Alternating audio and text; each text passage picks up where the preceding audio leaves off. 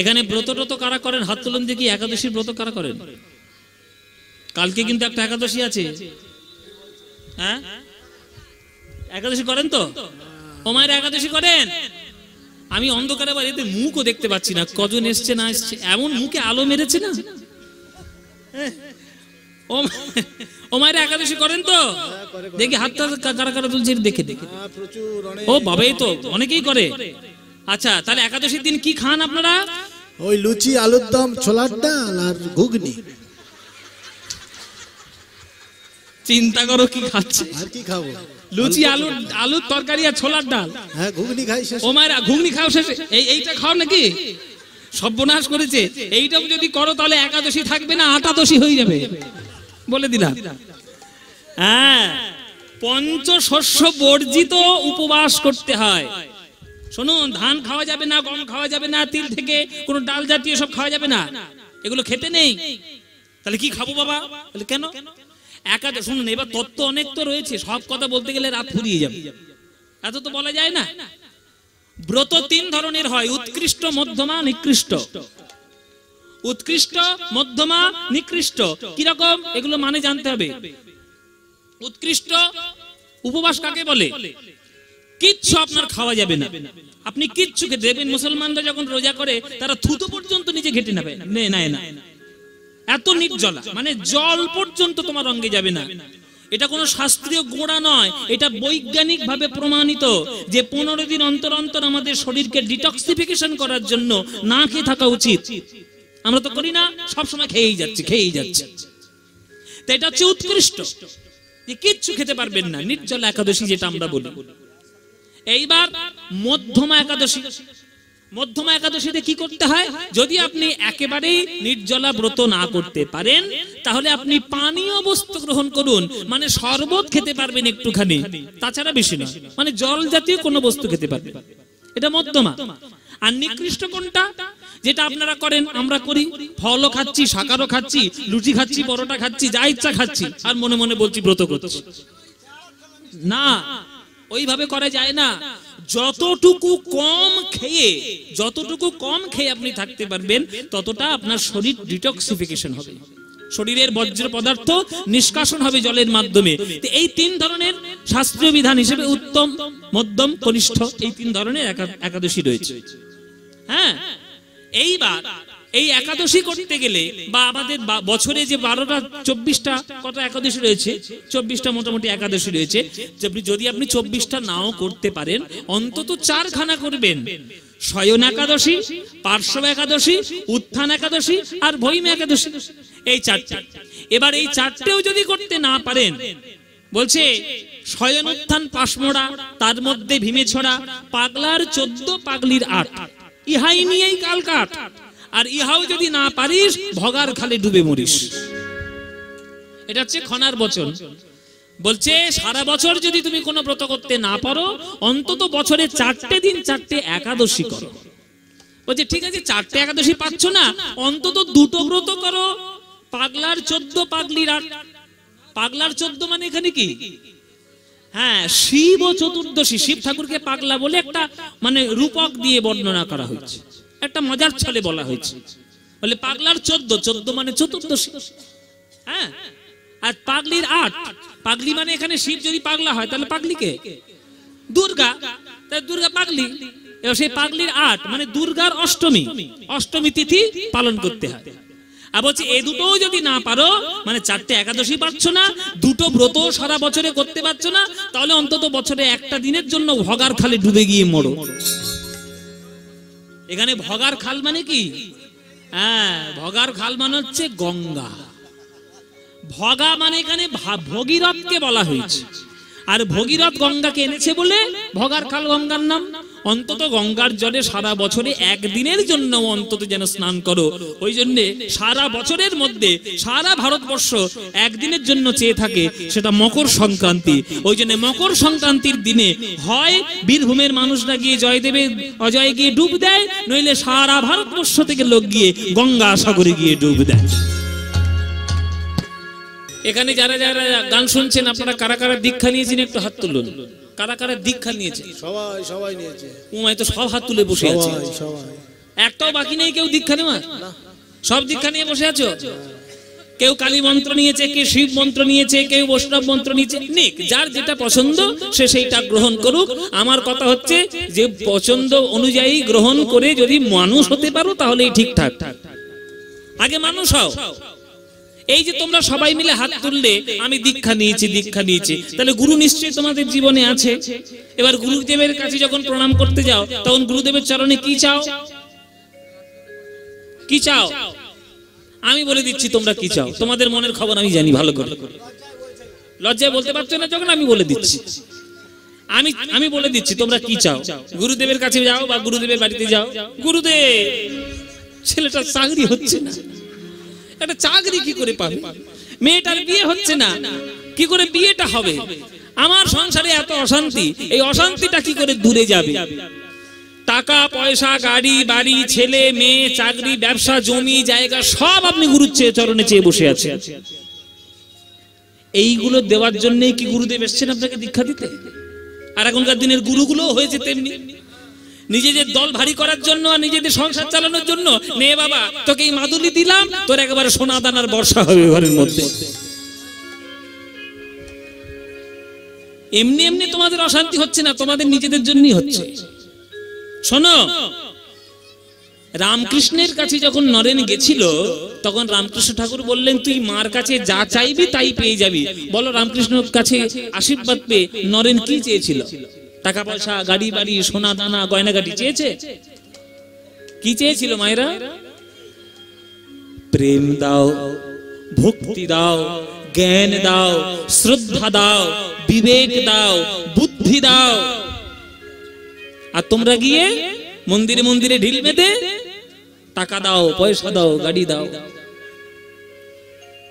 যেমন জিনিস ঘরে নিয়ে আসবে তেমনই তোমার রোগ হবে, বলে দিলাম। জগতের বাহ্যিক জিনিস চাইবে, অশান্তিতে ভুগে ভুগে মরবে।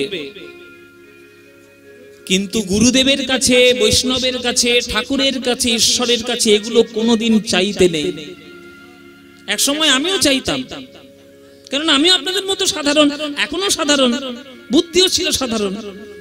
কিন্তু যখন থেকে গুরু সঙ্গ করেছি বা কীর্তন করতে গিয়ে বিভিন্ন শাস্ত্র একটু পড়ার চেষ্টা করেছি, তখন থেকে ভগবানের কাছে আমি কিচ্ছু চাই না। যতটুকু আমার এই 4 ইঞ্চি কপালে আমি নিয়ে এসেছি বাবা, ততটুকুই আমার ভাগ্যে প্রাপ্য হবে।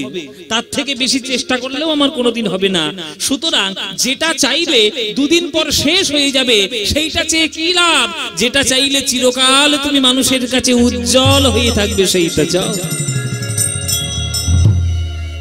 যেটা চাইলে চিরকাল মানুষের কাছে উজ্জ্বল হবে। ভকত কল্পতর অন্তরে অন্তরে, ভকত কল্পতর অন্তরে অন্তরে, রূপয়ে ঠামহি ঠাম রে, রূপয়ে ঠামহি ঠাম রে। ভগত সুপদ তলে অবলম্বনে পথিক, পুরয়ে নিজ নিজ কাম রে, পুরয়ে নিজ নিজ কাম রে। ওগো ভাব গজেন্দ্রে চড়ায়লো কিঞ্চনে, ভাব গজেন্দ্রে চড়ায়লো কিঞ্চনে, ওই ছন বহু বিলাস রে, ভাব গজেন্দ্রে চড়ায়লো কিঞ্চনে, ওই ছন বহু বিলাস রে। এই যে কার্তিক অমাবস্যা, এই যে কার্তিক অমাবস্যা গেল, এই যে কালী পুজো গেল, আপনাদের এখানে কালী পুজো হয়েছে তো? আপনাদের এখানে কালী পুজো নিশ্চয়ই হয়েছে। এই কালী পুজোর দিন আমরা সবাই বলি ধনতেরাস, ধনতেরাস। বর্তমানে এখনকার দিনের বাজারে ধনতেরাসের খুব চাহিদা। আর এই ধনতেরাসের জন্য মোটামুটি কার কাজ লাভ না হোক বা না হোক, সোনা দোকান থেকে ওগুলো ফের খুব লাভ হয়।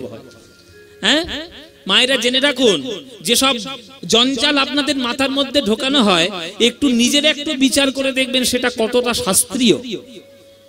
এই ধনতেরাস, ধনতেরাস, ধনতেরাসের দিনে সোনা গানা 4 কেজি করে সোনা কিনে নিয়ে এসো আর 50টা করে ঝাঁটা কিনে নিয়ে এসো। এই যে বুদ্ধি তোমাদেরকে দেওয়া হয়েছে, এই বুদ্ধিটা যারা দিয়েছে তারা ব্যবসাদার, তারা আপনাদের মাথাটা ব্রেন ওয়াশ করার জন্য দিয়েছে। এই কার্তিক অমাবস্যাতে কোন রকম সোনা দানার সঙ্গে কালী পুজোর সম্পর্ক নেই। এই কালী পুজোটাকে বলা হয় দীপাবলি। অনেকগুলো কারণ আছে এবং অনেকগুলো ঘটনা এই কার্তিক অমাবস্যায় ঘটেছে, আপনারা জেনে রাখুন। দীপাবলি কেন বলে? এই দীপাবলিটা কালী পুজোর সঙ্গে কোনো সম্পর্ক নয়। কালী পুজোর অমাবস্যাতে কালী পুজো হচ্ছে কার্তিকে, এটা শাস্ত্রীয়, এটা শাস্ত্রবিধি, কিন্তু দীপাবলি প্রদীপ জ্বালানোর সঙ্গে সম্পর্ক নয়। তাহলে দীপাবলি নাম হলো কেন? এই কার্তিক অমাবস্যাতেই রামচন্দ্র লঙ্কা বিজয় করে ঘরে এসেছিলেন, আর তাকে স্বাগতম জানানোর জন্য অযোধ্যাবাসী প্রদীপ জ্বালিয়ে পুরো অযোধ্যাটাকে সাজিয়েছিল। ওই জন্যই দীপাবলি, ওই জন্যই দীপাবলি উৎসব আমরা মেনে করি। তাতে যে কিছু বারণ আছে তা নয়, আপনি করুন, এতে বারণ কিছু নেই। কিন্তু সোনা দানা কিনতে হবে, ঝাঁটা কিনতে হবে, আপনাদের কে বলল? ওগুলো ঠিক নয়। কেননা ধনতেরাস এইটা কোন রকম শব্দই নয়। ধন্বন্তরীর জন্মদিন হচ্ছে অ্যাকচুয়ালি ওই দিনটাই। আস্তে আস্তে কোথায় বসবে, সব 5টা 6টার সময় আসবে আর সব এসে ঘুরঘুর করছে। আগে থেকে আসো না কেন? এতক্ষণ মাঠ ফাঁকা ছিল, কোথায় ছিলে? জয়নি তাই আসবে 5টার সময়, এসে গিয়ে সামনে ঘুরঘুর করবে। জয়নি তাই। কি বলছিলাম? ধন্বন্তরী। এই কার্তিক অমাবস্যার দিনে দৈত্য আর দানবদের মধ্যে সমুদ্র মন্থন হয়েছিল, আর সেই সমুদ্র মন্থনে ধন্বন্তরীর জন্ম হয়েছিল। ওই ধন্বন্তরীর জন্মদিন বলেই ধনতেরাস বলে। অ্যাকচুয়ালি ধনত্রয়োদশী, এই ত্রয়োদশীটাকে আমরা এখন তেরাস বলি, ধনত্রয়োদশী।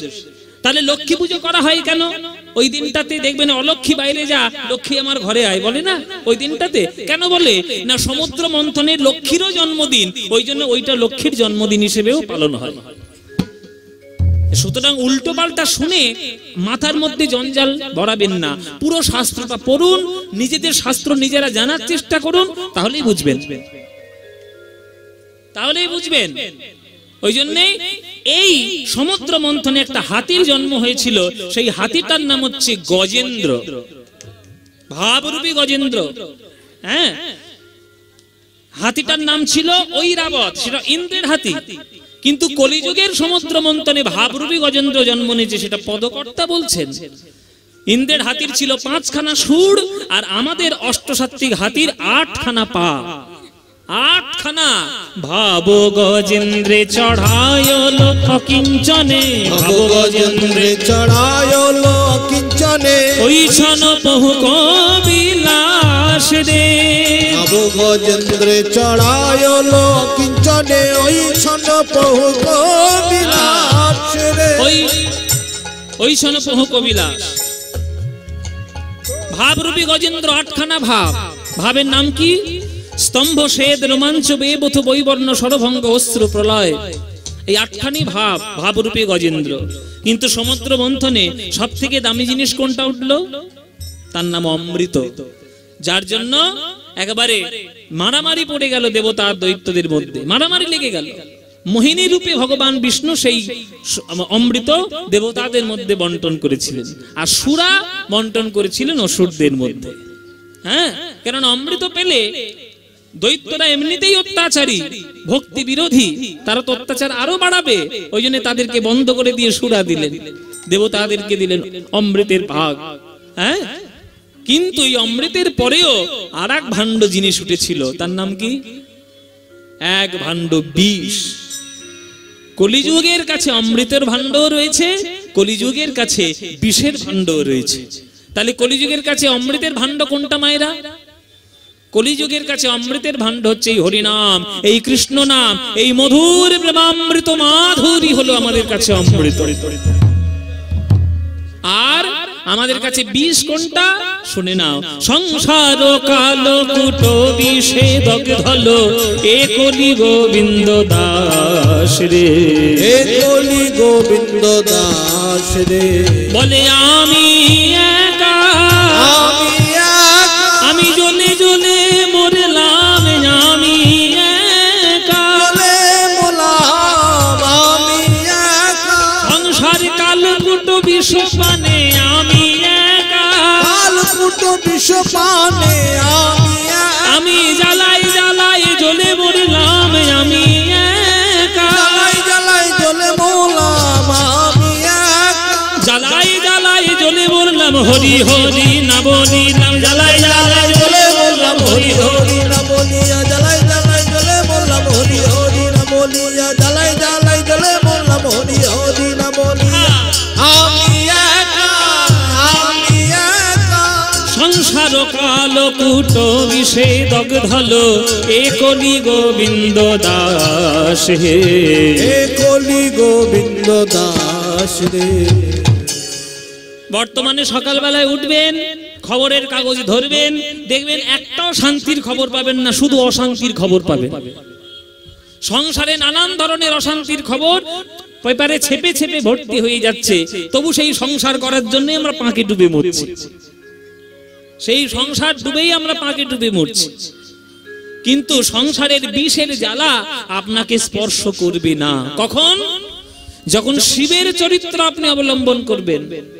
আপনারা যে সংসার কালকুট বিষ পান করার চেষ্টা করছেন, আপনারা সংসার কালকুট বিষ পান করার আগে আপনারা গুরু চরণাশ্রয় করে সৎ গুরুর চরণাশ্রিত হয়ে আপনারা যদি গৌরাঙ্গ পার কৃষ্ণ প্রেমামৃত মাধুরী পান করে নিতে পারেন, আর আপনাদের বিষের জ্বালা স্পর্শ করবে না। তাই মায়েরা, সংসার করার আগে ভক্তির অমৃতের পথ আপনারা একটু অবলম্বন করুন, তারপরে দেখবেন ঠিক আপনারা সংসারকে উতরে দিতে পারবেন। সংসার আপনিও করেছেন, আর সংসার শ্রীবাস পণ্ডিত করেছে। আপনার সংসারটা শ্রেষ্ঠ না শ্রীবাস পণ্ডিতের সংসার শ্রেষ্ঠ? কি বাবা, কোনটা শ্রেষ্ঠ, আপনার সংসার না শ্রীবাসের সংসার? শ্রীবাসের সংসার। কেন? আপনি সংসারের মধ্যে কামনা বাসনাকে প্রাধান্য দিয়েছেন, আর শ্রীবাস পণ্ডিত সংসারের মধ্যে হরিনাম প্রেমামৃতকে প্রাধান্য দিয়েছে। ওই জন্যই শ্রীবাস পণ্ডিতের সংসারের আঙিনায় গৌরাঙ্গ মহাপ্রভুর নৃত্য হয়েছে, আপনার অঙ্গিনায় গৌরাঙ্গ মহাপ্রভুর নৃত্য হয়নি। তাই সকাল সন্ধ্যে সময় যখন পাবেন অমৃত পান করার চেষ্টা করুন, হৃদয় দিয়ে কামনা বাসনা বর্জিত করে। হরিনামের কাছ থেকে কিছু পাবেন এই আশা করে হরিনামকে ডাকবেন না, আর হরিনাম করবেন না। নিঃস্বার্থভাবে হরিনামকে করবেন, দেখবেন যেটা আপনার পাওয়ার দরকার সেটাও আপনি পেয়ে গেছেন, যেটা আপনার পাওয়ারও কথা ছিল না আপনি সেটাও পেয়ে গেছেন। কৃষ্ণ গীতায় কি বলেছে? অনন্যশ্চিন্তন্তমাং যেজনা পর্যুপাসতে তেষাং নিত্যাভিযুক্তানাং যোগক্ষেম বহাম্যহম। অনন্য চিত্ত সহকারে যে আমার নাম ধ্যান ভজন সাধন করে, তার যেটা প্রয়োজন সেটাও দেব, যেটা তার কখনো প্রয়োজনও নাই সেটাও আমি দেব। তাই আপনি কামনা বাসনা বর্জিত করে নিজের মন থেকে তবেই হরিনাম করুন, তবেই হরিনাম গ্রহণ করুন। তাই সকাল সন্ধে যখনই সময় পাবেন অমৃত গ্রহণ করুন, বিষ পান করার আগে অমৃত নেবেন। ভজ গৌরাঙ্গ কহ গৌরাঙ্গ লহ গৌরাঙ্গের নাম রে, ভজ গৌরাঙ্গ কহ গৌরাঙ্গ লহ গৌরাঙ্গের নাম রে। যে জনা গো, এই গানটা ভালো লাগে। আমি তো আপনাদের না বলেই ধরে ফেললাম গানটা। এই গানটা ভালো লাগে। সত্যি বলছো মায়েরা? এখানে বাবাদের থেকে মায়েদের সংখ্যা বেশি অনেক। ও মায়েরা সত্যি বলছো? তাহলে যদি বলো তাহলে গাইবো, নইলে বন্ধ করে দেবো গানটা। গানটা গাইবো বাবা? ও মায়েরা গাইবো? এই ভজ গৌরাঙ্গ কহ গৌরাঙ্গ লহ গৌরাঙ্গের নাম দে, এ তো আমাদের বাঙালিদের প্রাণের গান, মনের গান। হ্যাঁ, যেখানে বাঙালিরা থাকবে সেখানে এই গান তারা গাইবে। তো এই গানটা, এই ভজ গৌরাঙ্গ, এই সন্ধ্যা সকালের অমৃত গান, এই গান তোমাদের যাদের ভাল লাগে না উলুধ্বনি দাও জোরে জোরে।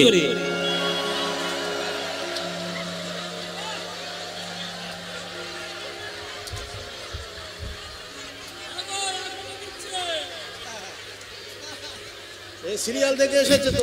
সাত কাণ্ড রামায়ণ পড়ে সীতারামের মাসি, এই দশা হয়েছে। দেখো এতক্ষণ বুঝিয়ে বুঝিয়ে এই হয়েছে দশা। আমি কি বললাম আর কি করলে? আমি বলেছি যাদের ভাল লাগে না তারা উলুধ্বনি দাও, নুরধ্বনি দিচ্ছে। ভাব নিধি ভুলে গেছে, বলে বাবা মুখ ঘষকে উলুধ্বনি বেরিয়ে গেছে, কি করবো? উলুধ্বনি যখন মুখ ঘষকে বেরিয়ে গেছে এবার শুধরে নাও। এইবার যারা যারা ভালোবাসো তারাই উলুধ্বনিটা দাও দেখি।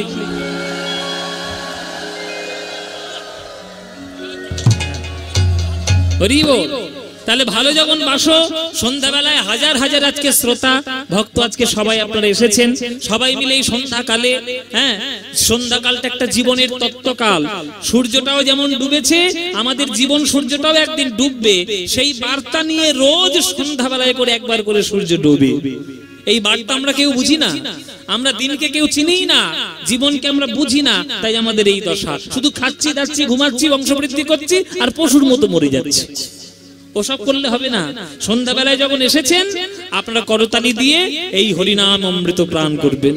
ভজ গৌরাঙ্গ কহ গৌরাঙ্গ লহ গৌরাঙ্গের নাম রে, বলো ভজ গৌরাঙ্গ।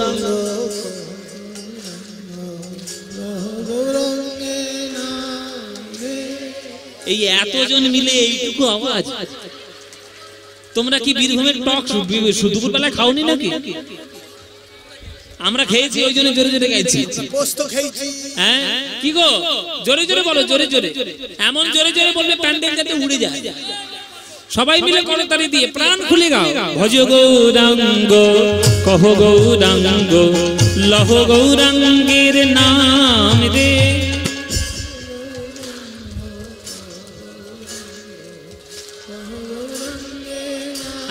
এবার হয়েছে খানিকটা।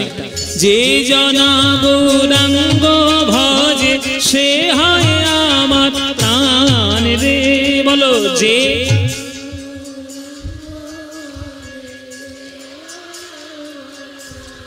বাহ, এই তো দিন গেলে হা গৌরাঙ্গ যে বলে একবার রে, দিন গেলে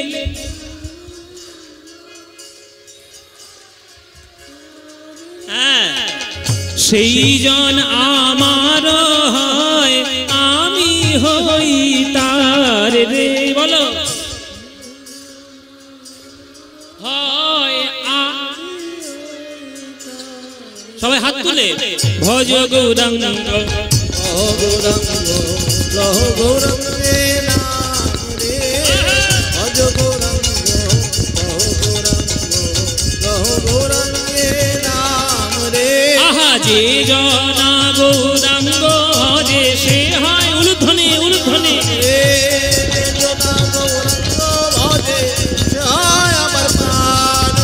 ভজ গৌরাঙ্গ কহ গৌরাঙ্গ লহ গৌরাঙ্গের নাম রে। নিতাই গৌর হরি হরি গৌরাঙ্গের নাম রে, ভজ গৌরাঙ্গ কহ গৌরাঙ্গ লহ গৌরাঙ্গের নাম রে। বলো আনন্দ হয়েছে? হয়নি আনন্দ? এই আনন্দ আর কোথাও পাবে? এই আনন্দ পেতে গেলে প্রত্যেক বছরে আমোদপুরে কীর্তন শুনতে আসতে হবে। আসবেন? প্রতি বছর আসবেন? সত্যিকার বলছেন? প্রতি বছর তো সিরিয়ালের দিব্যি এমন দিব্যি দিয়েছে না, বলে বাবা এমন দিব্যি দিয়েছে আমি কেন, আমার 14 পুরুষ আসবে, এমন সিরিয়ালের দিব্যি দিয়েছে। মায়েরা, যেটা শুনলে আপনার ভক্তিপথ অগ্রসর হবে সেইটিকেই বেশি করে গ্রহণ করবেন। হ্যাঁ, আলু আলা আলু পোস্ত খাওয়াবেন কাকে? আমাকে? আমি তো আলু পোস্ত খাই না, আমি টক খাই। খাবেন তো? জয় রিতা। চলো আজকের আমরা এতক্ষণ গৌরচন্দ্রিকা আস্বাদন করলাম। যে কোনো কিছু জিনিস জানানোর জন্য কোনো একটা মাধ্যমের প্রয়োজন হয়। যেমন আপনারা এখন এই যে আমোদপুরের কীর্তন শুনছেন, আজকের আমি এখানে যে গানটা গাইছি আপনারা কোথায় শুনতে পাবেন? আমার মুখের সামনে দেখুন 50 খানা ক্যামেরা ধরে রাখা আছে। হ্যাঁ হ্যাঁ, এই ক্যামেরা দেখবেন, সব ক্যামেরা করে বসে আছে, নানান ধরনের নাম দিয়ে এরা সবাই ভিডিওগুলো ছাড়বে। হ্যাঁ, আমার এই পাঞ্জাবিটাকে চিনে রাখবেন, এই পাঞ্জাবিটা পরে আপনাদের এখানে কীর্তন করেছি, বুঝতে পারবেন যে আমোদপুরের কীর্তন এইটা। হ্যাঁ, তো এই যে মাধ্যম, ক্যামেরার মাধ্যমে, ইউটিউবের মাধ্যমে, ফেসবুকের মাধ্যমে, বিভিন্ন আমরা একটা মাধ্যমে আমরা পাচ্ছি। আপনি যখন ক্রিকেট দেখেন, লাইভ ক্রিকেট হচ্ছে, ভারত পাকিস্তানের ম্যাচ হচ্ছে, আপনি কোথায় দেখবেন? টিভিতে দেখবেন। তাহলে টিভিটা আপনার মাধ্যম। প্রেম যে সর্বশ্রেষ্ঠ ধন, এটা আমরা একজনের মাধ্যমে পেয়েছি। সেই মাধ্যমটার নাম কি? নিতাই আর গৌরাঙ্গ। এটা আমাদের মাধ্যম। কিন্তু মহাপ্রভু, আমার গৌরাঙ্গ মহাপ্রভু কার মাধ্যমে এই প্রেমকে জেনেছেন, সেই মাধ্যমটাও আমাদের আজকে জানতে হবে।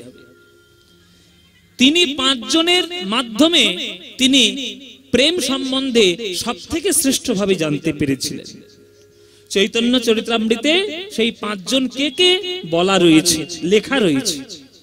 চণ্ডীদাস বিদ্যাপতি, বিদ্যাপতি রায়ের নাটক গীতি, নাটক গীতি কর্ণামৃতম গীতি গোবিন্দম, গীতি গোবিন্দ স্বরূপ রামানন্দ সনে মহাপ্রভু রাত্রি দিনে গায়ে শোনে পরম আনন্দ। দেখুন, যাদের যাদের মাধ্যমে মহাপ্রভু প্রেম সম্বন্ধে উপলব্ধি করতে পেরেছেন, তাদের মধ্যে প্রথম একজনের নাম, তার বাড়ি আবার বীরভূমে। তার নাম কি? চণ্ডীদাস, নানুরের চণ্ডীদাস ঠাকুর। আরো চণ্ডীদাস আছে, সেটা নিয়ে এখন মহাপ্রভু কার কাছ থেকে পেয়েছেন সেটা নিয়ে নানান ধরনের সাহিত্যিক বিতর্ক রয়েছে। আমি সেই বিতর্কের মধ্যে যাচ্ছি না। আমি বাঁকুড়ার ছাত্রার চণ্ডীদাসের কথাও বলবো, আবার বীরভূমের নানুরের চণ্ডীদাসের কথাও বলবো। চণ্ডীদাস নামক ব্যক্তির কাছ থেকে মহাপ্রভু প্রেম সম্বন্ধে জেনেছেন। তারপরে একজনের নাম এলো বিদ্যাপতি। সেই বিদ্যাপতির জীবন কথা আজকের আমরা তুলে ধরবো, কেননা আপনারা অলরেডি হ্যান্ডবিলে আপনারা দেখতে পেয়ে গেছেন যে কি লীলা আজকের এখানে পরিবেশিত হবে। কবি বিদ্যাপতি আমার খুব প্রিয় একটি লীলা, আমার খুব প্রিয় একটি সাবজেক্ট, একটা বিষয়। আমার খুব ভালো লাগে গাইতে, কিন্তু যেখানে সেখানে আমি গাইতে পারি না, কেননা এই বিদ্যাপতির রস, বিদ্যাপতির লীলার যে গভীরতা সবার জন্য নয়। সাধারণ মাছির জন্য কখনো মধু উপলব্ধি করানো হয় না। মধুর উপরে সাধারণ মাছি গিয়ে সবসময় বেশি বসে না, মাছি দেখবেন নোংরার উপরে গিয়ে বসে। কিন্তু এই মধুর আস্বাদন করতে গেলে আপনাকে একটা জিনিস হতে হবে, তার নাম হচ্ছে মৌমাছি। মৌমাছি না হলে মধুর আস্বাদন জানে না। আপনারা যদি গুরু সৎসঙ্গে যদি মৌমাছি হতে পারেন, তাহলে বিদ্যাপতির গভীরতা আপনারা বুঝতে পারবেন। এই বিদ্যাপতির জীবন কথা আজকে আমরা আস্বাদন করব। বাঙালি না হয়েও বাঙালি বৈষ্ণব পদকর্তা এবং সাহিত্যের মধ্যে তার নাম কি করে অগ্রগণ্য হয়ে গেল, আজকে আমরা সেই কথা জানব। তার জীবনী কথা একেবারে তার জন্ম থেকে তার মরণ কাল পর্যন্ত বিভিন্ন তার গুরুত্বপূর্ণ লীলা প্রসঙ্গ আমরা আস্বাদন করব। চলুন কবি বিদ্যাপতির কথা আজকে আমরা আস্বাদন করি। এই কবি বিদ্যাপতি তিনি বাঙালি নন, মানে বাংলায় তার জন্ম নয়। তার জন্ম কোথায়? তার জন্ম হচ্ছে বাংলার পাশের রাজ্য, যেটা বর্তমানে 2 খণ্ডে ভাগ হয়েছে। একটা হচ্ছে ঝাড়খণ্ড, একটা হচ্ছে বিহার। কিন্তু আগেকার দিনে পুরোটাই বিহারের অঙ্গ ছিল, মানে অঙ্গ কলিঙ্গ বঙ্গ। কলিঙ্গ মানে হচ্ছে আপনাদের উড়িষ্যা, আর অঙ্গ মানে বিহার প্রদেশ, এবং বঙ্গ মানে পুরো বাংলা। অঙ্গ বঙ্গ কলিঙ্গ। এই অঙ্গবঙ্গ বা অঙ্গ মানে বিহার, এই বিহারের একেবারে উত্তর দিকে মানে নেপালের দিকে চলে যাবে। আমি আবার আজকে আবার এখানে নেপালেও গান শুনতে একজন এসছে আমার গান, হ্যাঁ, নেপাল থেকে এসছে। ওই নেপালের দিকে চলে গেলে বিহারের উত্তর অংশে একটা জায়গা পড়ে, সেই জায়গাটার নাম হচ্ছে মিথিলা। সেই মিথিলায় জন্মগ্রহণ করেছিলেন এই বিদ্যাপতি বিসফি নামক একটি গ্রামে। অনেকে বলে বিসফি, অনেকে বলে বিসফি, বিভিন্ন রকম নাম বলে অনেকে উচ্চারণের ক্ষেত্রে। সেই বিসফি গ্রামে গণপতি ঠাকুরের ঘরে জন্মগ্রহণ করেছিলেন এই বিদ্যাপতি। মায়ের নাম কি? মায়ের নাম আমি জানি না, মায়েরা যদি জানতাম বলে দিতাম। আপনি গুগলে সার্চ করলেও পাবেন না মায়ের নাম কি, কেননা বিদ্যাপতির মায়ের নামটা পাওয়া যায় না, মানে নষ্ট হয়ে গেছে আর কি, ভুলে যাওয়া হয়েছে, হারিয়ে গেছে। কিন্তু বাবার নামটা জানা আছে, গণপতি ঠাকুর। ওই গণপতি ঠাকুরের ঘরে বিদ্যাপতির জন্ম হয়েছিল। তিনি বিহারের মিথিলা। এই মিথিলা বললেই একজনের কথা মনে পড়ে, মিথিলা একজনের বাড়ি। বলুন তো মায়েরা, মিথিলা বললে কার কথা মনে পড়ে? হ্যাঁ হ্যাঁ, মিথিলার রাজা জনক রাজা। আর এই জনক রাজার কন্যাকে সীতা মা, আর সীতা মায়ের বরকে রাজা রামচন্দ্র। মানে এক কথায় ধরতে গেলে রামচন্দ্রের শ্বশুর বাড়ি হচ্ছে মিথিলা। রামচন্দ্রের শ্বশুর বাড়ি। এইবার এই বিহারের পাশেই রয়েছে উত্তরপ্রদেশ, মানে অযোধ্যা। উত্তরপ্রদেশে চলে গেলে অযোধ্যা চলে গেল। তাহলে শ্বশুর বাড়ি হচ্ছে বিহারে, হ্যাঁ, বিহারের মিথিলায়, আর নিজের বাড়ি হচ্ছে উত্তরপ্রদেশ, অযোধ্যা। এই মিথিলাতে বিসফি গ্রামে জন্মগ্রহণ করলেন গণপতি ঠাকুরের ঘরে কবি বিদ্যাপতি। হ্যাঁ, মিথিলা রাজ্যেতে আছে বিসফি গ্রাম,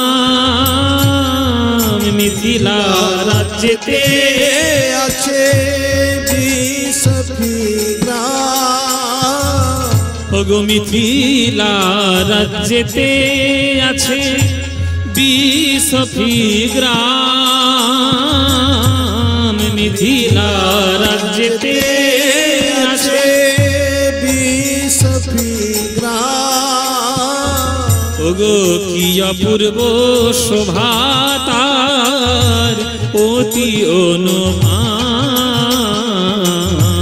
কি অপূর্ব শোভা তার অতি অনুপম, কি অপূর্ব শোভা তার অতি অনুপম। গ্রামে এক একজন মানুষ থাকে যার দেখলে সমস্ত গ্রামের মানুষ শ্রদ্ধায় মাথা নিচু করে প্রণাম করে চলে যায়।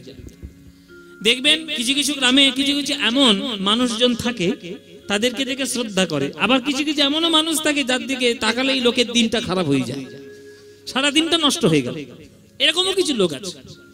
হ্যাঁ, তো সেই রকম গণপতি ঠাকুর হচ্ছেন এমন একজন সৎ ব্রাহ্মণ যার দিকে তাকালেই গ্রামের মানুষরা সবাই শ্রদ্ধায় প্রণাম করে মাথা নিচু করে দূর থেকে সরে যেত। ভয় নয়, শ্রদ্ধায়। শ্রদ্ধাটা এমন একটা ভয় না যে ওই যমরাজের থেকেও বিরাট বড় ভয়, যমরাজের থেকেও বিরাট বড় ভয় শ্রদ্ধা। যেমন আমরা বিশেষ করে আমি আমার গুরুদেবদের কাছে যখন যাই, গান শিখতে বলুন আর কোনো দেখা করতে গেলে বলুন, আমার গুরুরা এখনো বলে কি তুই সংকুচিত ভাবে দাঁড়িয়ে রয়েছিস কেন? আমি এখনো খুব ভালো করে কথাও বলতে পারি না, কারণ এখনো বুকটা ধুক ধুক করে, বাবা গুরুদেবের সামনে কি বলবো, কি বলে ফেলবো। কেননা একটা শ্রদ্ধা আমার মনের মধ্যে তাদের প্রতি আছে। ওই জন্য কিছু মানুষের সেই রকম সম্মান রয়েছে গ্রামে। গণপতি ঠাকুর সৎ ব্রাহ্মণ আর বিরাট বড় পণ্ডিত, গ্রামের লোকেরা সবাই তাকে প্রণাম করে চলে যায়। আর তার বাড়িতে যদি একটা পুত্র সন্তানের জন্ম হয় তাহলে গ্রামের মনের আনন্দ হবে না মানুষের মনের মধ্যে? হ্যাঁ, এই চলো চলো, আমাদের গণপতি ঠাকুরের নাকি একটা ছেলে হয়েছে, ওরে বাপ রে বাপ, হ্যাঁ, আমাদের কত আনন্দ বলো তো। পরে ভবিষ্যতের ব্রাহ্মণ, ভবিষ্যতের পণ্ডিত আমরা আমাদের গ্রামের মধ্যে পেয়ে গেলাম, চলো দেখতে যাবো সবাই মিলে। বিদ্যাপতি জন্মিল গণপতির ঘরে, বিদ্যাপতি জন্মিল গণপতির ঘরে, বিদ্যাপতি জন্মিল গণপতির ঘরে, বিদ্যাপতি জন্মিল গণপতির ঘরে, পাড়া প্রতিবেশীর মনে আনন্দ না ধরে, পাড়া প্রতিবেশীর মনে আনন্দ না ধরে, উলুধ্বনি শঙ্খধ্বনি করে নারীগণ, উলুধ্বনি শঙ্খধ্বনি করে নারীগণ, উলুধ্বনি শঙ্খধ্বনি করে নারীগণ, উলুধ্বনি শঙ্খধ্বনি করে নারীগণ, আর বাহু তুলে হরিধ্বনি দেয় ভক্তগণ, হরি হরি তুলে হরিধ্বনি দেয় ভক্তগণ, বাহু তুলে হরিধ্বনি দেয় ভক্তগণ, বাহু তুলে হরিধ্বনি দেয় ভক্তগণ। তাদের আনন্দ আর ধরে না, আনন্দ ধরে না, আনন্দ আর ধরে না, আনন্দ ধরে না, ওই বিদ্যাপতির জন্ম হেরি আনন্দ আর ধরে না, বিদ্যাপতির জন্ম হেরি আনন্দ ধরে না, ওই বিদ্যাপতির জন্ম হেরি আনন্দ আর ধরে না, বিদ্যাপতির জন্ম হেরি আনন্দ ধরে না। ওগো হরি হরি হরি বলে হরিধ্বনি সবাই করে, হরি হরি হরি বলে উলুধ্বনি সবাই করে, হরি হরি হরি বলে হরিধ্বনি সবাই করে, উলুধ্বনি হরি বলে উলুধ্বনি সবাই করে, হরি হরি হরি বলে উলুধ্বনি সবাই করে। আনন্দ ধরে না, আনন্দ ধরে না, আনন্দ ধরে না। বাহ, বিদ্যাপতির জন্ম হয়েছে গো, হ্যাঁ, পুত্র সন্তান হয়েছে, এই গ্রামের কি সুন্দর আনন্দ, আমাদের ভবিষ্যতের পণ্ডিত মশাই এসেছে, একবারে পণ্ডিত হবে। আনন্দ করে সবাই আশীর্বাদ দিয়ে গ্রামের লোকেরা তারা সবাই নিজের বাড়িতে গেলেন। জন্ম হলো, পুত্র সন্তানের জন্ম হলো। 6 মাস যখন বয়স হলো তখন অন্নপ্রাশনের আয়োজন করা হলো। আপনাদের এখানে অন্নপ্রাশন অনুষ্ঠান হয়তো নিশ্চয় বলে, বাবা এ তো সব জায়গায় হয়, আবার নতুন আবার কি? এখন আবার অন্নপ্রাশনের ইংরেজি নাম হয়েছে রাইস সেরিমনি।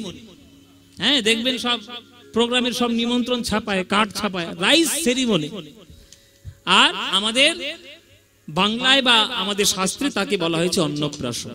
আপনাদের এদিকে হয় কিনা জানি না, ওই অন্নপ্রাশনের দিনে একটা বড় ওই পেতলের থালা বা কাঁসার থালা, তার মধ্যে বিভিন্ন জিনিস দেওয়া হয়, মানে মাটি, ধান, টাকা, তারপরে কলম, বই, এগুলো দেওয়া হয়। আপনাদের হয় কি এদিকে? হয়, হ্যাঁ। তারপরে বিভিন্ন রকম শাস্ত্রীয় গ্রন্থ দিয়ে সেইটা বাচ্চার কাছে ধরে দেওয়া হয়। এবার সাধারণ মানুষের মনের বিশ্বাস যে ওই বাচ্চাটা আনন্দ করে যেটা গিয়ে ছুঁইবে সেটাই সে হবে। যদি মাটি ছোঁয় বা ধান ছোঁয় তাহলে চাষি হবে, যদি কলম ছোঁয় তাহলে পড়াশোনা করবে, যদি টাকা পয়সা ছোঁয় তাহলে ব্যবসাদার ভালো হবে। এইরকম বিভিন্ন ধারণা আমাদের মনের মধ্যে আছে। বিদ্যাপতির অন্নপ্রাশনের দিন পুরো গ্রাম নিমন্ত্রণ করেছে গণপতি ঠাকুর, সবাই আসবেন, ছেলেকে আশীর্বাদ দিয়ে যাবে। সবাই গ্রামের লোকেরা গিয়ে হাজির হয়েছে। সবাই উদ্গ্রীব হয়ে রয়েছে যে বিদ্যাপতি কোনটা ধরে দেখব। এবার দেখেন বড় কাঁসার থালা, তার মধ্যে বিভিন্ন জিনিস, ধানও রয়েছে, মাটিও রয়েছে, রূপোর টাকা, সোনার টাকাও রয়েছে, সব সুন্দর করে সামগ্রী সাজানো রয়েছে। আর মাঝখানে একটা বই রাখা আছে, সেটার নাম হচ্ছে শ্রীমদ্ ভাগবত। এবার সেই থালাটা যখন এগিয়ে দেওয়া হচ্ছে, পাড়ার লোকেরা উদ্গ্রীব হয়ে আছে যে কোনটা ধরে দেখব। মায়েরা, সোনা চকচক করছে, লোভনীয় বস্তু, রূপোর টাকাও চকচক করছে, লোভনীয় বস্তু, বাচ্চাদের খেলনার জন্য অনেক বেশি তাদের আগ্রহের বিষয়। কিন্তু যতবারই থালাটা সরিয়ে দেওয়া হচ্ছে বা ঠেলে দেওয়া হচ্ছে, বিদ্যাপতি কিছুই ধরছে না। শুধু একবার করে যেই থালাটা এগিয়ে দেয়, বিদ্যাপতি ঝাঁপিয়ে গিয়ে ওই শ্রীমদ্ ভাগবতের উপরে গিয়ে পড়ছে। ভাগবতের উপরে আবার টেনে নিয়ে আসা হলো, আবার থালাটা এগিয়ে দেওয়া হলো, আবার বিদ্যাপতি ভাগবতকেই ধরেছে। যারা পরম বৈষ্ণব তাদের চোখে জল এসে গেল। ওগো গণপতি, ভাগ্য করে ছেলে পেয়েছো, তোমার ছেলে ধান ছুঁইল না, টাকা ছুঁইল না, মাটি ছুঁইল না, গিয়ে সোনা চকচক করছে সেটাও ছুঁইল না, গিয়ে বারে বারে জড়িয়ে ধরছে শ্রীমদ্ ভাগবত। আমরা প্রাণ ঢেলে আশীর্বাদ করে যাই, গোবিন্দের চরণে প্রার্থনা করে যাই, এই ছেলে একদিন না একদিন মহা মহা মহা পণ্ডিত হয়ে উঠবে। আমরা আশীর্বাদ করি, অন্নপ্রাশনের দিনে বিদ্যাকে সে আপন করে নিয়েছে, তাই আজ থেকে ওই সন্তানের নাম হলো বিদ্যাপতি। যারা সত্যিকারের মহান হয়, তাদের জন্ম থেকেই বোঝা যায় যে তারা কিছু না কিছু একটা করবে।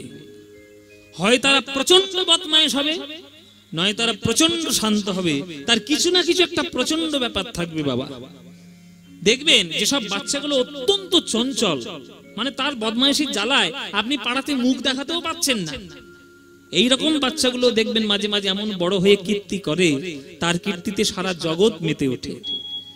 এই নিমায়ের কি কম কীর্তি? ছোটবেলায় কম কীর্তি ছিল বাবা? প্রসাদ চুরি করে খেয়েছে, ওইখানে গিয়ে বদমাশি করেছে, এইখানে গিয়ে শিব সেজে বসে রয়েছে, কৃষ্ণ সেজে বসে রয়েছে, নানান তার বদমাইশির ঠেলায় তার বাবা মায়ের কান পাতা দায় পাড়ায়। কিছু না কিছু তার বৈশিষ্ট্য বোঝা যায়।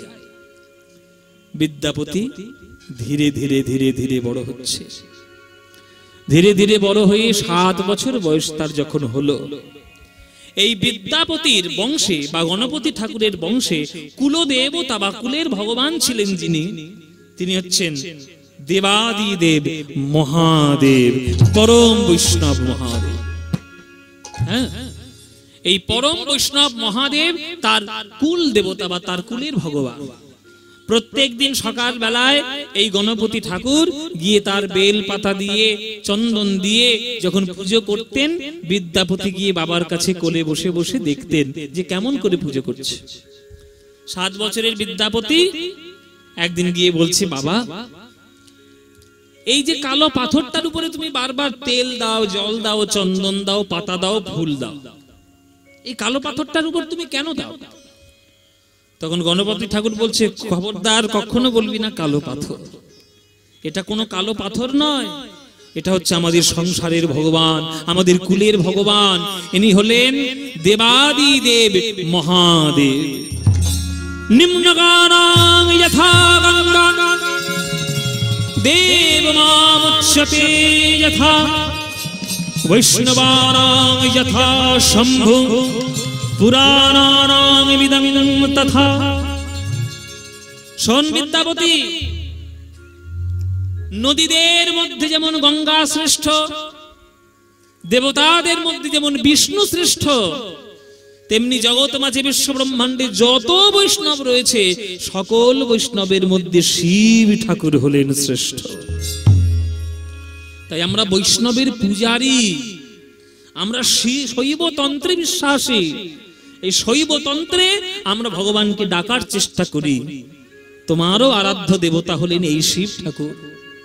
বাবা বিদ্যাপতি, আমি তোমাকে আশীর্বাদ করলাম আর জীবনের একটি লক্ষ্য দিলাম। জীবনে বড় হয়ে অনেক পড়াশোনা করবে, অনেক বড় পণ্ডিত হবে, কিন্তু তোমার জীবনের মূল উদ্দেশ্য থাকবে যাতে জীবনে একটা দিনের জন্য অন্তত শিব ঠাকুরের করুণা যেন তুমি পেতে পারো। এইটা তোমার জীবনের লক্ষ্য বাবা। তাই বাবা, আমি শিব ঠাকুরের কৃপা পাবো, কেন পাবি না? নিশ্চয়ই পাবি। ডাকার মতো ডাকতে পারলে হ্যাঁ, তাকে কে না পাবে? তাকে কিভাবেই না পাওয়া যাবে, ঠিক পাওয়া যাবে। তবে ডাকটা যেন ডাকার মতো হয়। ডাকটা ডাকার মতো না হলে কিন্তু হবে না। হ্যাঁ, ডাকার মধ্যে যদি ফাঁকিবাজি থেকে যায় তাহলে সেই ডাকার মধ্যে কিন্তু ভগবান আসবে না। হ্যাঁ, শোনো, তারে ডাকলে নাকি পাওয়া যায়, আমি শুনেছি কানে। তারে ডাকলে নাকি পাওয়া যায়, শুনেছি কানে। তারে ডাকলে নাকি পাওয়া যায়, শুনেছি কানে। তারে ডাকলে নাকি পাওয়া যায়, শুনেছি কানে। ওগো ডাকার মতো ডাকলে পরে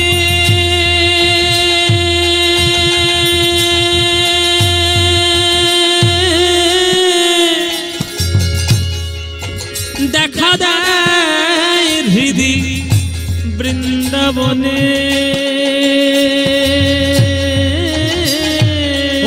ডাকার মতো ডাকলে পরে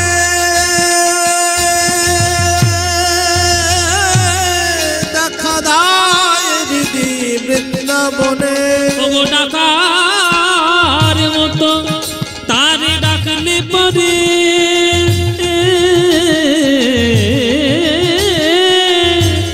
দেখা দেয় হৃদি বৃন্দাবনে। ডাকার মতো ডাকলে পরে দেখা দেয় হৃদি বৃন্দাবনে। ডাকলে নাকি পাওয়া যায়, শুনেছি কানে। নিতাই গৌর হরি। ডাকলে নাকি পাওয়া যায়, শুনেছি কানে। বাবা, তুমি আমার জীবনের একটা উদ্দেশ্য দিলে, কিন্তু এই উদ্দেশ্য পালন করতে গেলে কোন পথ আমাকে অবলম্বন করতে হবে? শিব ঠাকুরের করুণা পেতে গেলে কার কাছে আমায় যেতে হবে, তবে আমি শিব ঠাকুরের করুণা পাবো? আরে শোনো বাবা, দূরের মানুষের কৃপা পেতে গেলে আগে কাছের মানুষের কৃপা পেতে হয়। আমরা কাছের মানুষকে চিনলাম না, আমরা দূরের মানুষকে চেনার জন্য বসে আছি। হ্যাঁ, মনের মানুষ আমরা কেউ চিনেছি? মনের মানুষকে, কাছের মানুষকে চিনি না। একটা 7 বছরের ছেলে, তার বাবা হচ্ছে বিরাট টাকা পয়সার মালিক। তারা বিরাট বড় রাজপ্রাসাদের মতো বাড়ি করেছে, দামি দামি গাড়ি কিনেছে। হ্যাঁ, 7 বছরের সেই ছেলেটা সিঁড়ির তলায় তার দাদুর কাছে গিয়েছে। দাদুর কাছে গিয়ে বলছে, ও দাদু, ও দাদু, আমরা তো আজকে নতুন নতুন দামি দামি খাবার খাচ্ছি, তুমি সিঁড়ির তলায় বসে বসে ডাল ভাত মালসার উপরে খাচ্ছ কেন? দাদু বলছে, কি আর করবো বাবা, তোমার বাবা যেটা আমায় খেতে দিয়েছে আমি সেটাই খাচ্ছি। ও বাবা তোমায় দিয়েছে, আচ্ছা ঠিক আছে। 7 বছরের ছেলেটা বাবার কাছে গিয়ে বলছে, বাবা বাবা, আমি তোমার কাছে একটা জিনিস আবদার করবো। বলে কি? বলে দাঁড়াও, দাদুর কাছে ঘুরে আসি। দাদুর কাছে ছোট্ট নাতিটা গিয়ে বুদ্ধি দিচ্ছে, ও দাদু, আমি তো তোমার নাতি, আমি তোমাকে যা বলবো তুমি আমার কথা একটু শুনবে। বলে কি? বলে যে তুমি মালসায় তুমি ভাত খাও, ওই মালসাটা যখন পুকুর ঘাটে ধুইতে যাবে আজকে গিয়ে দুম করে ভেঙে দিয়ে আসো। দাদু বলছে, বাবা সর্বনাশ করেছি, আমার ছেলের থেকে আরো সাংঘাতিক, নাতিটা সাংঘাতিক হয়েছে। তবু তো মালসার মধ্যে দুটো ভাত খেতে পাচ্ছি, ডাল ভাত, এই ভেঙে দেবে বলছে, মানে না খেয়ে মারবে বলছে। হ্যাঁ, মাটিতে ভাত খেতে হবে না, আমার কথা শুনতেই হবে। ওরে বাবা, আমি খাবোটা কি, খাবো কিসে? না, আমি তোমার নাতি, আমার কথা শুনতে হবে। ঠিক আছে, পুকুর ঘাটে গিয়ে সেই মাটির মালসা ভেঙে দিয়েছে, ওই নাতিটাই বাবাকে ডাকতে শুরু করেছে, ও বাবা দেখে যাও, দাদু না আমার মালসা ভেঙে দিয়েছে। এবার ছেলে সে তো বকাবকি শুরু করেছে, হ্যাঁ মাটির মালসা ভেঙে দিলে খাবে কিসে, খাওয়া বন্ধ করো তো একেবারে। নাতি বলেছে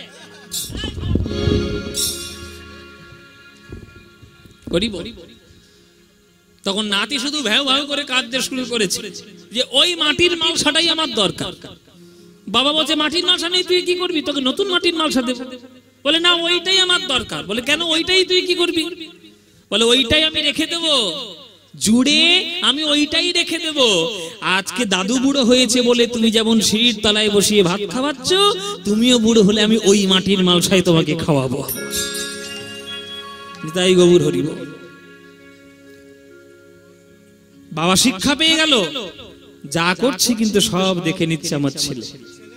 বাবা সব পরবর্তীকালেও সব আমার কাছে ফেরত আসবে। সুতরাং আপনি যদি সেই পথ অবলম্বন না করেন, আপনার পরবর্তী প্রজন্ম কিন্তু সেই পথ অবলম্বন করবে আপনার মতো। সুতরাং খুব সাবধান। ভগবানকে পেতে গেলে ওই কাছের মানুষকে আগে ডাকতে হয়। তোমার বাবা তোমার কাছে কাছের মানুষ, নাতিটা তো অনেক দূরের মানুষ। তা কাছের মানুষকে চিনলাম না, আমি বাবা মাকেই শ্রদ্ধা করলাম না, আমি ছুটে চলেছি কেদারনাথে তীর্থ করতে, জীবনে তীর্থ হবে না, জীবনে তীর্থ হবে না। বৃন্দাবন যাবেন, জীবনে প্রেম হবে না। আমি বলে দিলাম, বাবা মাও মানুষ, আপনিও মানুষ। বাবা মাও যদি ভুল করে, সিদ্ধান্তের যদি কোনো কিছু গন্ডগোল হয়, আলোচনা করুন, বোঝান, আপনার সৎ পরামর্শ তাদেরকে দিন। কিন্তু তাই বলে বাবা মাকে দূর করে বাড়ির থেকে বের করে দিয়ে বৃদ্ধাশ্রমে পাঠিয়ে নিজে এসে ঘরের মধ্যে বসে আছেন, হবে না। আগে বাবা মাকে শ্রদ্ধা করতে শিখুন। বাবা মার ভক্তি না করলে যেমন দেবতাদের ভক্তি করা যায় না, তেমনি শিব ঠাকুরের করুণা পেতে গেলে তোমাকে আগে কৃপা গ্রহণ করতে হবে মা গঙ্গার। গঙ্গার করুণা না হলে তুমি শিব ঠাকুরের করুণা পাবে না। বলে কেন? বলে শোনো, এই গঙ্গা মাই হলো শিব ঠাকুরের জটার থেকে আবির্ভূতা বিশ্ব ব্রহ্মাণ্ডের শ্রেষ্ঠ নদী।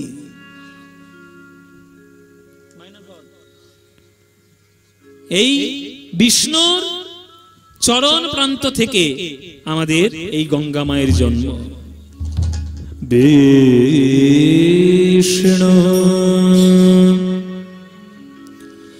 চরণ জল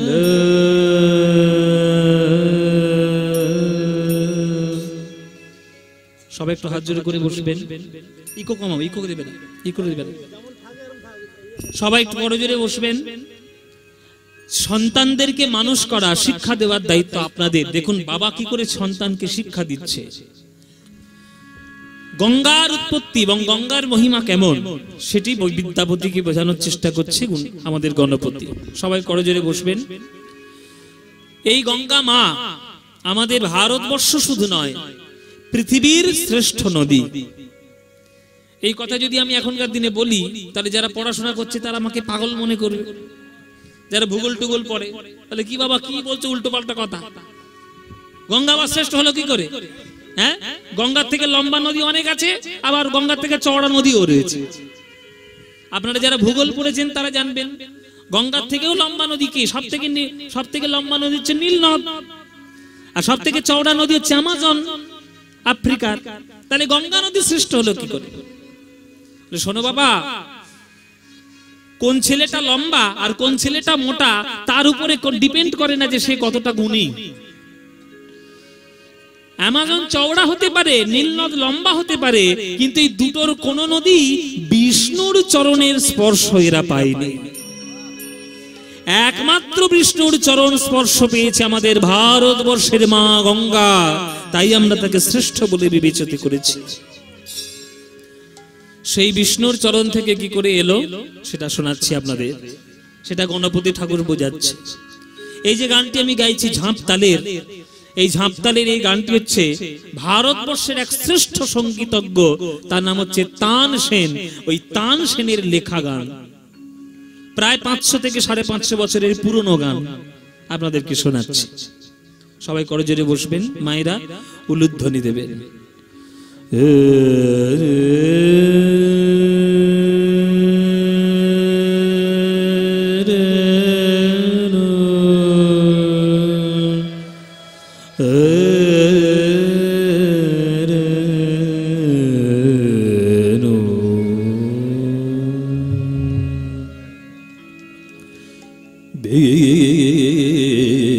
विष्णु चरण जल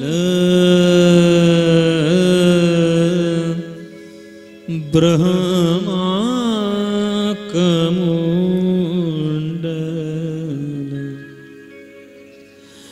विष्णु चरण जल ब्रह्मा कमुंडल। विष्णु चरण जल ब्रह्मा कमुंडल। शिव जटाजूट शिव जटाजूट धन देवी गंगे। विष्णु चरण जल ब्रह्मा कमुंडल। विष्णु चरण जल ब्रह्मा कमुंडल। चरण जल विष्णु चरण जल जल विष्णु चरण जल जल ब्रह्मा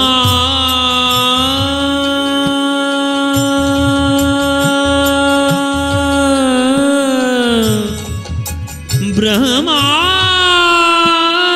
कमुंडल।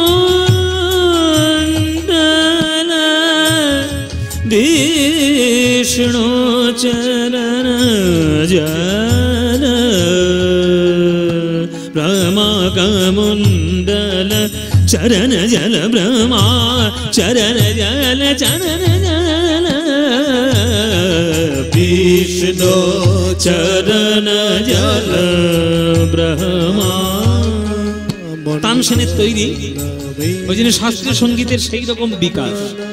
মামা পামা পা নি নি নি নি নি পা পা মা পা গা ga ga ga ga ma pa pa ga ga ma pa ni ni pa ni ni pa ni ni pa ma ga ga ma pa sa ni sa pa pa pa ni sa ma ga ga ma re re sa da re ni ni sa pa pa ni ma ma pa ga ga ma pa ni ni sa sa ga ga ma pa ni ni sa ga ga ma pa ni sa. Vishnu चरण जल Brahma ma ga ma ma ma ma ma ma re re re re re sa sa ni ni sa ni sa ni sa pa ni ni ma ma pa ni ni pa ma ma pa ga ga ga ma pa ni sa ga ma pa ni sa. Vishnu चरण जल विष्णु चरण जल ब्रह्मा कमुंडल। शिव जटाजूट देवी गंगे। विष्णु चरण जल ব্রহ্মাকমণ্ডল। দুবার করে দেখুন। বিষ্ণু বিষ্ণু চরণ জল ব্রহ্মা ব্রহ্মা কমণ্ডল কমণ্ডল শিব জাতা জুট দেবী গঙ্গে বিষ্ণু চরণ জল ব্রহ্মাকমণ্ডল। ব্রহ্মা কমণ্ডল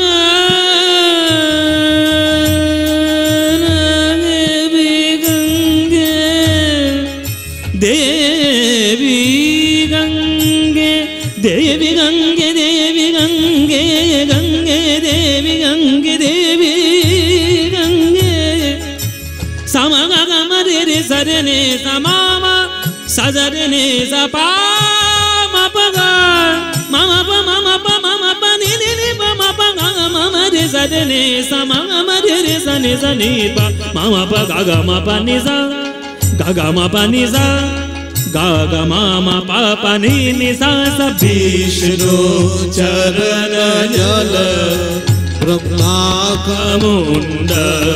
विष्णु चरण जल विष्णु चरण जल विष्णु चरण जल ब्रह्माकमण्डल।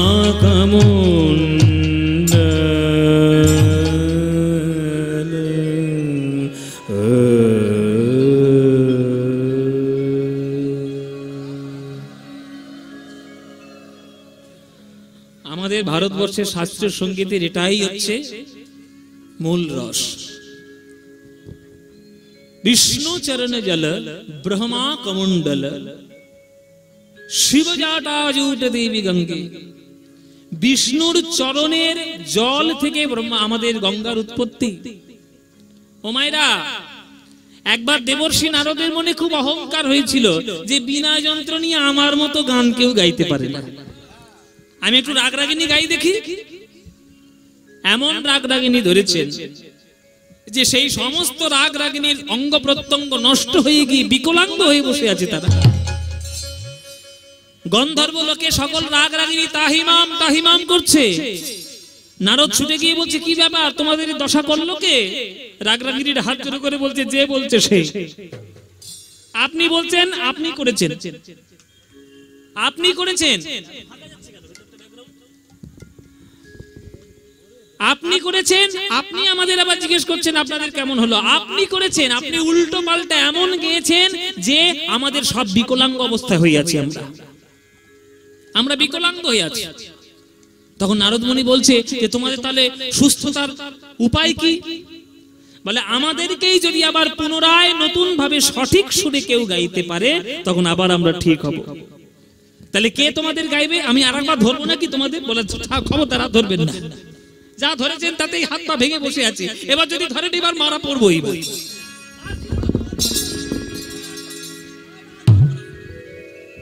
আর ধরবেন। তো বলছি তাহলে তোমাদের কি উপায় কি? বলে বিশ্ব ব্রহ্মাণ্ডে কেবলমাত্র আদি সঙ্গীতজ্ঞ একজনই রয়েছেন যিনি গাইলে আমরা আবার সুস্থ হতে পারবো। তিনি কে? তিনি হচ্ছেন ডমরুধারী পিনাক পানি দেবাদি দেব মহাদেব। এই দেবাদিদেব মহাদেব কিন্তু প্রথম সঙ্গীত গুরু বাবা, জেনে রাখবেন। ওই জন্যই ডমরু তার হাতে, হ্যাঁ, আর নটবর তার নৃত্য বেশ। হ্যাঁ, বলছে ঠিক আছে তাহলে তোমাদেরকে আমি ব্যবস্থা করছি সুস্থ করা। এবার গিয়েছে নারদ মুনি ওই দেবাদিদেব মহাদেবের কাছে। মামা মামা আমি এমন এক রাগরাগি গিয়েছি, রাগরাগিনীরা সব অসুস্থ হয়ে পড়ে আছে, তুমি যদি আবার গাও তবেই তারা সঠিক সুরে আবার সুস্থ হতে পারবে। তখন শিব ঠাকুর বলছে, ওরে নারদ আমি গাইতে পারি কিন্তু আমার শ্রোতা কই? শ্রোতা না হলে কি গান হয়? কি গো মায়েরা, শ্রোতা না হলে গান হয়? এই যে আপনারা যদি এখানে নাচতেন আমি ফাঁকা স্টেজে গান করতে পারতাম? হ্যাঁ, শ্রোতা যদি না হয় গান ভালো লাগবে? হ্যাঁ, আবার এমন এমন শ্রোতা আছে সেটি থাকার থেকে না থাকাই ভালো। হ্যাঁ, কিছু মনে করবেন না। আপনাদের বীরভূম জেলা আমি অত্যন্ত শ্রদ্ধা করি একটাই কারণে, কেননা আপনারা হচ্ছেন কীর্তনকে বোঝেন, পদাবলী বোঝেন, পদাবলী রস সাহিত্যের আপনাদের খানিকটা আভাস রয়েছে। কিন্তু কিছু কিছু জেলায় গান করতে যায় আর তাদের দশা দেখলে মাথা গরম হয়ে যায়। হ্যাঁ, সামনেই বসে থাকবে আর সামনেই পা রেখে পা ছড়িয়ে ছিটিয়ে রেখে আর ফুক ফুক করে বিড়ি টান। এখন কীর্তনিয়ার সামনে যদি বসে বসে কেউ বিড়ি খায় তাহলে সেটা কি কীর্তনের আসর রইল? এই শিক্ষাগুলো তাদের নেই যে একটা কীর্তনের আসরে গিয়েছি, আমি এখানে বিড়িটা খাবো না বা আমি ধূমপান এখানে করব না। আবার কীর্তনিয়ার মুখে মুখে তর্ক, সমালোচনা করতে তো এমনিই বসে থাকে হাজার জন। আমি সেসবের কথা বলছি, কিন্তু নারদমণিকে বলছে শিব ঠাকুর আমার শ্রোতা কই? তখন নারদমণি বলছে আমি না হয় তোমার গান শুনবো। বলে দূর বেটা, তুই আমার গান কি শুনবি রে? তুই নিজেই গে। হ্যাঁ, আর এই রাগরাগিনীদের এই অবস্থা করেছিস, তুই নিজে আমার গান শুনবি? তুই আমার শ্রোতা নোস। তাহলে কে শ্রোতা?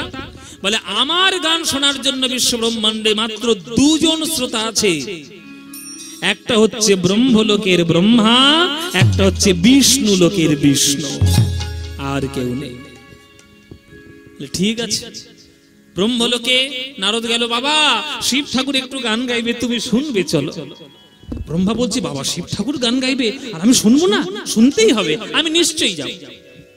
বিষ্ণু লোকে গিয়ে বলছে নারায়ণ নারায়ণ, প্রভু শিব ঠাকুর কৈলাসে গান গাইবে, আপনাকে শুনতে যেতে বলেছে। বিষ্ণু বলছে কি সর্বনাশ, শিব ঠাকুর কৈলাসে গান গাইবে? এ না শুনলে তো একেবারে ভাগ্য খারাপ হয়ে যাবে, এ তো শুনতেই হবে। চলো আমি তোমার সঙ্গে যাব। না, সামনে বসেছেন শিব ঠাকুর আর তার সামনে শ্রোতা হয়ে বসেছেন ব্রহ্মা আর বিষ্ণু। মায়েরা এমন গান ধরেছেন, আমার বলতেই গা কাটা দিচ্ছে।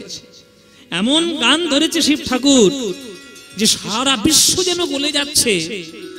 আর সেই বিশ্ব গলে যাওয়ার মাঝখানে আমার ভগবান শ্রী বিষ্ণুর অঙ্গ থেকে ক্রমাগত ঘর্ম নিঃসরণ হচ্ছে।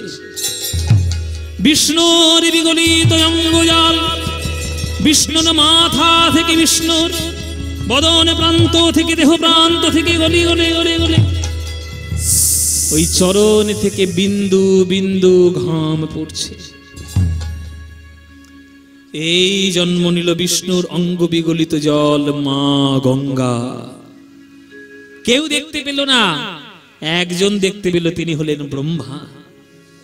সঙ্গে সঙ্গে বিষ্ণুর চরণ জলে, মানে চরণের তলায় নিজের হাতের কমণ্ডলটা পেতে দিলেন যে বিষ্ণুর অঙ্গ বিগলিত জল এ বড় দুষ্প্রাপ্য, এ পাওয়া যাবে না, এ অতি বৈচিত্র্য, এইটাকে সংরক্ষণ করা উচিত। কমণ্ডল নিয়ে তলায় রেখে সেই বিষ্ণুর অঙ্গ বিগলিত জল গঙ্গা নাম ধারণ করে ব্রহ্মার কমণ্ডলের মধ্যে স্থিত হলে। ব্রহ্মার কমণ্ডলে রইল গঙ্গা। এদিকে রঘুকুল বা আমাদের এই সূর্য বংশের যখন সগর রাজার সব সন্তানদেরকে অভিশাপ দিয়ে যখন কপিল মুনি ভস্ম করে দিলেন, সেই ঘোড়া খুঁজতে গেছিল যার থেকে গঙ্গা সাগরের উৎপত্তি আমাদের, ওই ভগীরথ সাধনা করলেন গঙ্গাকে আনার জন্য। ব্রহ্মা প্রকট হয়ে আশীর্বাদ দিয়ে বললেন যে আমি তো দিতে পারি গঙ্গাকে, কিন্তু অসুবিধা রয়েছে। বলে কেন প্রভু, কি অসুবিধা?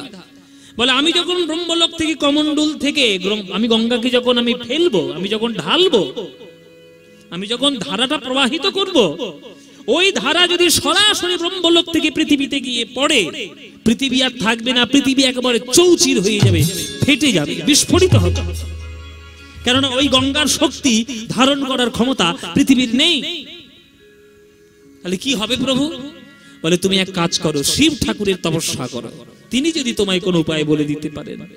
ভগীরথ আবার তপস্যা শুরু করলেন শিব ঠাকুরের, ওম নমঃ শিবায়, ওম নমঃ শিবায়। হ্যাঁ, শিব ঠাকুরের তপস্যা করলেন। সেই তপস্যা করার পর শিব ঠাকুর এসে যখন দেখা দিলেন, ভগীরথ তোমার কোনো চিন্তা নেই, ভক্তকে উদ্ধার করার জন্য যদি গঙ্গাকে প্রয়োজন হয় জগতে, আমি তার জন্য সাহায্য করব। ওই ব্রহ্মলোক থেকে যখন গঙ্গা প্রবাহিতা হয়ে যখন পৃথিবীতে পড়বে, তখন তার মাঝখানে আমি আমার জটা রাশি রেখে দেব। এই জটা শিবের জটা, এই জটা সমস্ত প্রতিরোধকে রক্ষা করতে সক্ষম। গঙ্গায় প্রবাহিত হওয়ার পথে শিব ঠাকুরের জটা তিনি পেতে দিলেন, এবং সেই থেকে শিব ঠাকুরের জটা থেকে ওই আঘাতপ্রাপ্ত হয়ে শক্তি ক্ষয় করে আবার গঙ্গা মা আমার পৃথিবীতে এলেন। ওই হরিদ্বার, গঙ্গা থেকে জন্ম নিয়ে হরিদ্বার থেকে প্রবাহিত হয়ে ধীরে ধীরে উত্তরপ্রদেশের উপর দিয়ে বয়ে এসে, তারপরে বিহারের উপর দিয়ে এসে যমুনার সঙ্গে মিলিত হয়ে আমাদের পশ্চিমবঙ্গের উপর দিয়ে গিয়ে আমার জেলায় মিশেছে। আমার জেলা এইখানে কিন্তু আমার গর্ব করার ব্যাপার আছে মায়েরা। তোমরা যতই বীরভূমে বাস করো আর যতই বাংলার আর অন্যান্য জায়গায় বাস করো, আমার জেলায় না গেলে 14 পুরুষের উদ্ধার হবে না, এটা বলে দিলাম। কেননা সতীর্থ বারবার, গঙ্গাসাগর একবার। ওই গঙ্গাসাগর আমার জেলায়, দক্ষিণ 24 পরগনা। ওই সাগরে মিশে গিয়ে সেইখান থেকে গঙ্গাসাগর। তাহলে বিষ্ণুর অঙ্গ বিগলিত জল ব্রহ্মার কমণ্ডল থেকে তিনি নতুন ভাবে প্রবাহিত হয়ে আমাদের পৃথিবীতে এসে গঙ্গাসাগরে মিশেছে। বাবা, যেহেতু মা গঙ্গা এমন একটা নদী যার জন্ম হয়েছে বিষ্ণুর চরণে, আশ্রয়স্থল হয়েছে ব্রহ্মার হাতে, আর প্রকাশ স্থল হয়েছে শিব ঠাকুরের জটায়। ব্রহ্মা, বিষ্ণু, মহেশ্বর 3 দেবতাকে স্পর্শ করে গঙ্গা মা পৃথিবীতে এসেছেন। তাই শ্রেষ্ঠ নদী গঙ্গা, ওই গঙ্গা মায়ের কাছে যাও। বেশ বাবা, তাহলে আমি গঙ্গাতে গিয়ে আমি একবার স্নান করে আসি। হ্যাঁ যাও, গঙ্গাকে দিয়ে একটা ডুব দাও, বলো মা পতিত পাবনী গঙ্গে তুমি আমাকে উদ্ধার করো, আমাকে শিব ঠাকুরের কৃপা দেওয়ার জন্য তুমি আমায় আশীর্বাদ করো। মায়েরা, ওই 7 বছর ছোট ছেলে, বাচ্চা ছেলেটা বাবার আজ্ঞা পেয়ে ওই বিহারের যেখানে গঙ্গা নদী প্রবাহিত হচ্ছে কুলুকুলু শব্দে, সেই তীরে গিয়ে আজ উপবিষ্ট হলেন।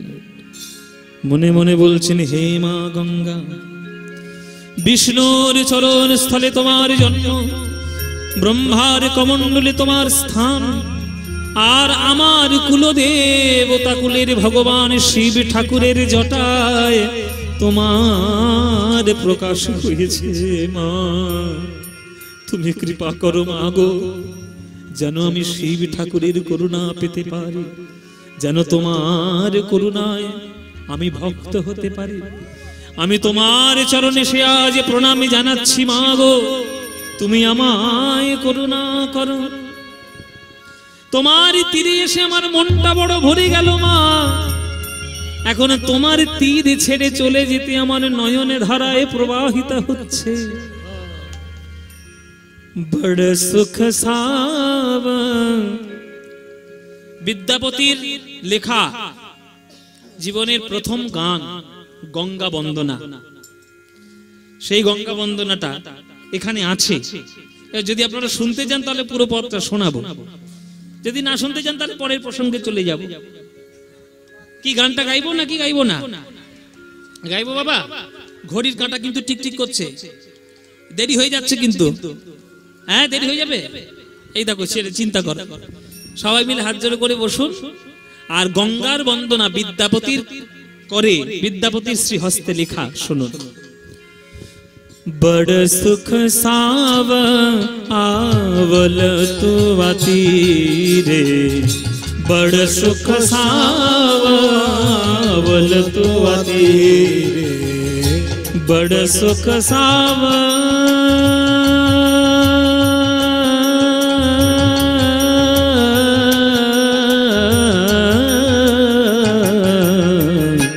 बड़ सुख साव आवल तो तीरे, बड़ सुख साव आवल तो तीरे, छोड़त ही निकट नयन बबे नीरे,